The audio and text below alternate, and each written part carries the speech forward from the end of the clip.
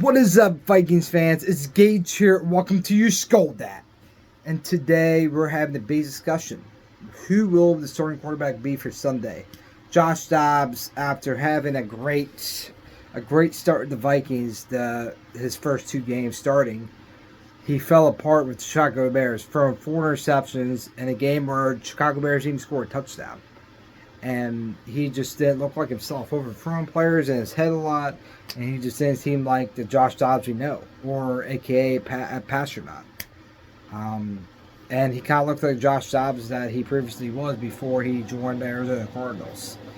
So as a starter, he is 1-7 with the he is 1-7 with the Arizona Cardinals, and I believe he is 2-1 as a Viking. He has over 800 yards as a Viking, 5 touchdowns, 5 picks, and as an Arizona Cardinal, he has, I believe it's right around like 1,800 yards,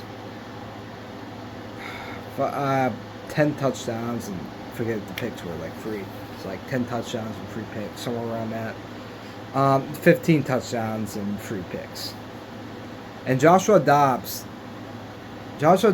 never really had a big opportunity as a starter until he went to Arizona Cardinals. Before that was the Tennessee Titans. He got a game. He looked decent enough where the Cardinals took a chance on him. And he has balled out. Joshua Dobbs has balled out as a Viking. Leading after 5 days after he signed. After Jaron Hall went down for a concussion, Joshua Dobbs came in and scored. He got the game-winning touchdown with the Vikings, and he came in like mid first quarter, and that whole game he just led. He led the way, doing crazy stuff. He was the Pastronaut, and now after the 4 picks, a poor execution, and the week prior, he lost the game, made mistakes, and it just didn't seem like it was clicking last week. But also the offensive line was struggling as well. So Joshua Dobbs is a question. Now he is in the running. And if Ken O'Connell, if he's putting Joshua Dobbs as starter, he thinks he has a better chance. And Joshua Dobbs, I really like Joshua Dobbs, but I believe he got exposed by the Chicago Bears. Because Chicago Bears ain't that great of a team. So if Josh Dobbs he can't even score a touchdown against them. Yeah, it's probably not going to go well. And it's unfortunate because I had a lot of confidence in Joshua Dobbs. In the first loss, yeah, okay, it's fine. But 4 picks against one of the worst teams in the league, and you weren't able to come back from that. It shows me a lot as a leader. And now speaking against him, he's a good guy, but he just isn't starter material in my opinion. Nick Mullins, and this is the tough part. Nick Mullins is 5-12 as a starter for 49ers. He spent his first 3 years as a 49er, going undrafted in 2017, and now he didn't play bad for what for him development and being an undrafted quarterback. By his first season, it went 2-5 for over 1,000 yards. I believe it was 10 TDs and 8 picks, somewhere around that. And he backed up. He didn't have opportunity until 2020 when Garoppolo got injured, and he went 3-5, and he actually that was the first season. I believe this season he went 2-6 or somewhere like that. He had 1,200 yards, 12 TDs, 12 picks. I couldn't get the ratio to his first season. I had in my head because I was kind of doing this video. I really wanted to talk about it before the ad announcement. Thought I was gonna have a little bit more time, so I'm kind of going spin here. But yeah, I believe Nick Mullins had like 10 touchdowns, 8 picks in his first season. Then the third season he had opportunity. He had 12 touchdowns, 12 picks, and had 1,200 yards while having a 2-6 record. So he went 5-12 as a total starter with the 49ers. And then he went somewhere else. but that he went to another team. It was 0-1.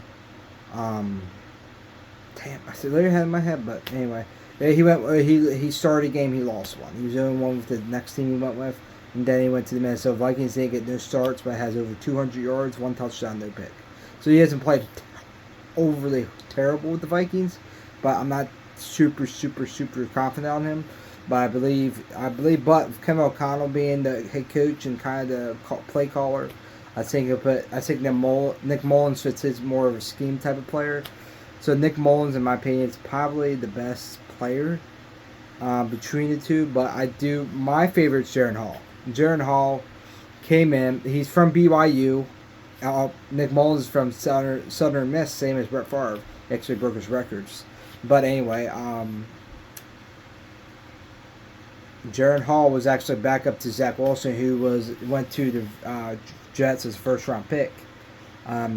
Super bust, but anyway, he was a backup to him. And when he got the opportunity, they called him the Mormon Missile. Broke multiple records at BYU and was drafted by the Vikings as a fifth-round pick. Kevin O'Connell has been hyping Jaron Hall up, really excited as his development. And overall, he got an opportunity the first week. That was because that was before we got Josh Dobbs, and he was actually I think we just got Josh Dobbs to trade for him, but he was the only quarterback in the system at the time because Josh Dobbs only been here 5 days. You're not going to start him, but Jaron Hall had an opportunity. He went 5-6 or 86 yards, no touchdowns, no picks. That was his first drive, and it was very good. He got injured. Making a run play, and he hasn't really had the opportunity since Joshua Dobbs. It's when he became the astronaut.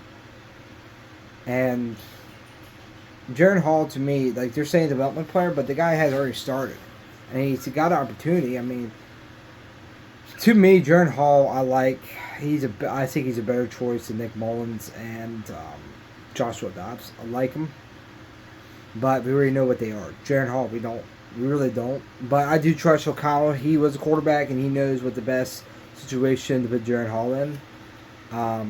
But if I have to pick between Joshua Dobbs and Nick Mullins, I'm going to Nick Mullins because he's more the systematic quarterback that Kevin O'Connell's looking for.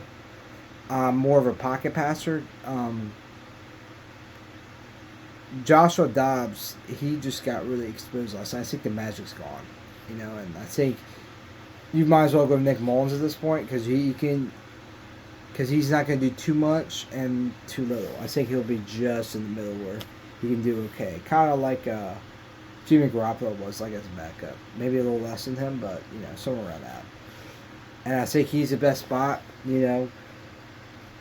But this is we have to. Nick Mullins whoever the quarterback is, they have to rely on the offense. Don't do too much. That's why I think Nick Mullins be the best choice because Joshua Dobbs is high risk, high risk, high reward type of quarterback.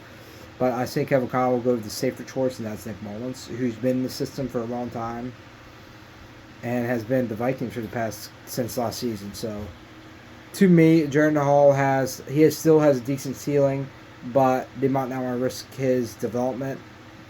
And Joshua Dobbs, we kind of seen what he was. He had some magic, but lost it. And is more of a journeyman. Nick Mullins is kind of a similar situation, but he has a little bit more precision and more consistency as a backup. So I think Nick Mullins is the best. I think he's the best quarterback in this situation. But the Vikings have a very slim chance of making the playoffs, in my opinion, because it's all the teams that are coming up. So we're going to have to rely on the offense. The offense needs to just do the bare minimum. Just do their job. Don't turn the ball over. Just do what you can, and don't take too many chances. Defense, just keep balling. They've been doing great this season. And I think we still have a decent shot at the playoffs if we do that. But that's the best way for the Vikings. I think we're going to go draft a quarterback. I think that's the best situation with Kirk Cousins' injury. But that's another video I'll make. I'll be talking about what I think is going to happen this offseason, towards the end of the season. But, yeah, guys. Nick Mullins is my pick. Thank you all for watching, and I hope you scold that.